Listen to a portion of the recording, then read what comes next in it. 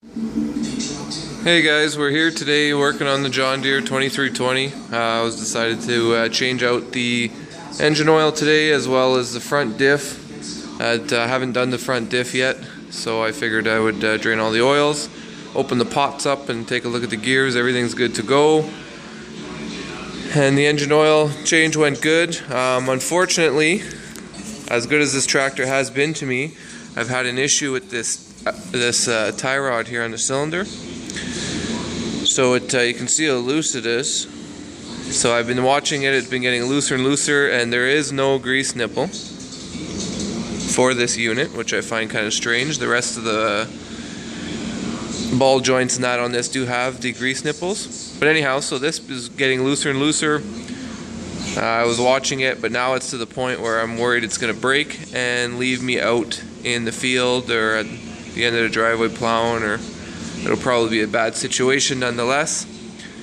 So I got some time today, so I figured I would try to fix this by welding on a automotive style unit. So this cylinder to be replaced, it's one unit here. This isn't a thread on. As you can see, it's a welded on end. So in order to fix this, you got to buy the entire cylinder. You can't just buy the rod. You got to buy the whole unit, which is $300 to $400. So the way I look at it is that it's already shot. So the worst thing I can do is just try to fix it myself, and if it doesn't work, I get a new cylinder. So this tie rod end here is off a car. I don't know what it's off of. It was just laying around in the shop. So we're going to cut it. We're going to cut the old one off. We're going to try to weld this onto the cylinder, and we're going to have to drill this hole out a little larger and see if we can't make this work. So I'm going to take off the cylinder right now, cap all the hoses, and get everything on the bench. Okay guys, so we got the cylinder off, and you can see the ball joint end here. Cleaned it up a little bit. It's pretty sloppy. It actually, I think it would have lasted a little longer, but it would have been risking it for sure. So you can see here, it's just a welded on unit with no greaser on it. Grease nipple whatsoever. That's pretty poor design. And if you come look at the other end, there's no grease nipple as well on this side. And just a little tiny ball joint. It's not very well designed as far as I'm concerned. So that's the that unit's off. So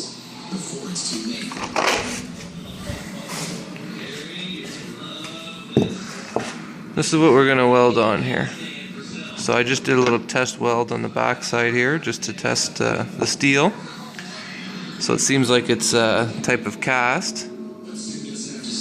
So what I'm gonna do is just cut off right here, trim this one off at pretty much the same location, and bevel it and try to weld it up. Okay guys, so we got the tie rod end welded on. It came out not too bad actually. Could have been a little nicer, but let's see if I can get it to zoom in here. There we go. Could have been a little nicer of a weld, but overall, for flux core MIG there, I'm pretty happy with that. I'm not going to mess with it anymore. I could dress it all up, but I don't want to ruin any of the shaft here.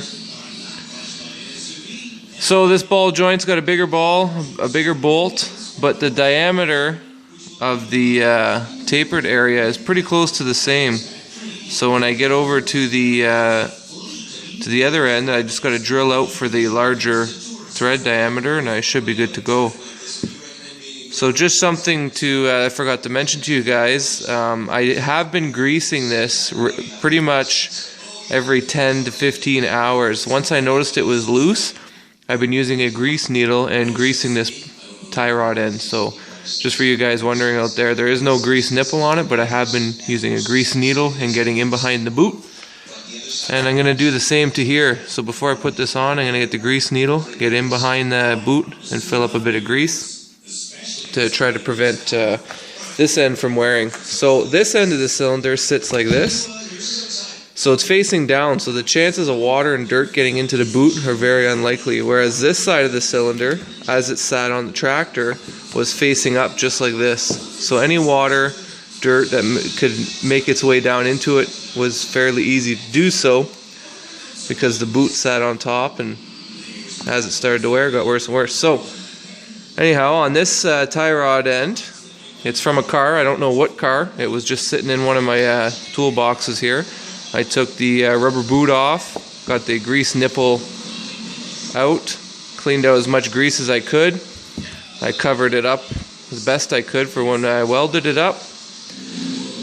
So now I'm going to clean this all up, get the boot on, and get this over to the tractor.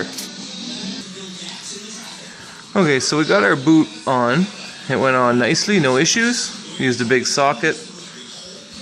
Tap her down. Fits in there nice. So I was talking to you guys about the grease nipple. This is definitely one of my favorite little tools so it fits in the end of your grease, just your regular grease gun. It's a 20 gauge needle. It's got this protective cap because it is literally a needle. So you can see there. So you can use these to just to puncture a boot, to get some grease into real tight areas. So what I'm going to do is I'm not going to puncture the boot, but I'm going to get right in behind it, get the needle inside there, and add a bit of grease to that before I throw this cylinder on.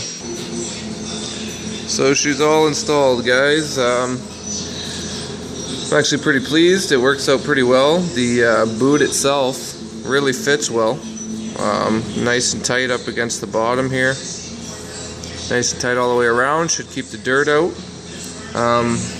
The weld on the side, I think it looks pretty good. Should hopefully hold up. Only time will tell. As for the castle nut on top, I had to drill out the hole just slightly larger. It fit in there pretty good. I couldn't get it all the way up through to get the cotter pin hole, so I'm just going to re-drill a new cotter pin hole through the side of the nut and go from there. So overall, I think it looks alright. Let me know what you guys think. I will keep regular postings letting you guys know if it's working or not, and if it does fail, we'll go from there.